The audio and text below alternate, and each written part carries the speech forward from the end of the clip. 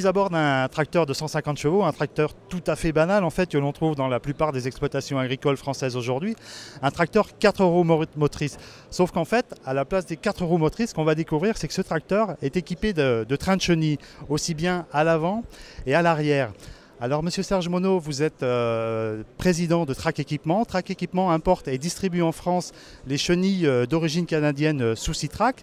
Ce tracteur, avec ses chenilles à la place des roues, est-ce que c'est très esthétique? Est-ce que les agriculteurs ne sont pas surpris de découvrir un tel équipement?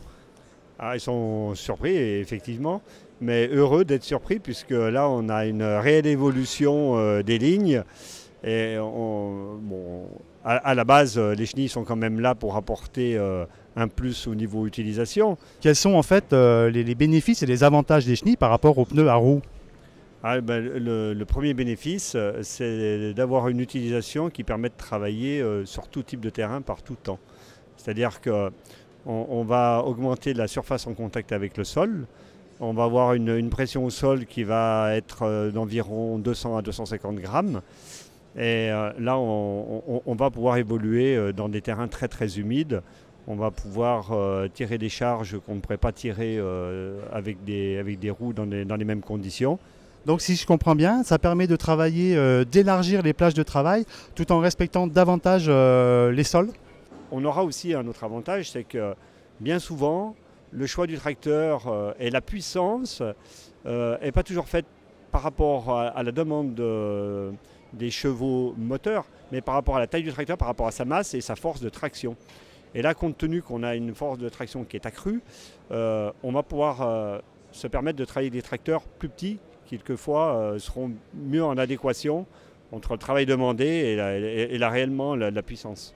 Très bien. Alors est-ce que ces chenilles, elles peuvent équiper aujourd'hui toutes les marques et toutes les puissances disponibles?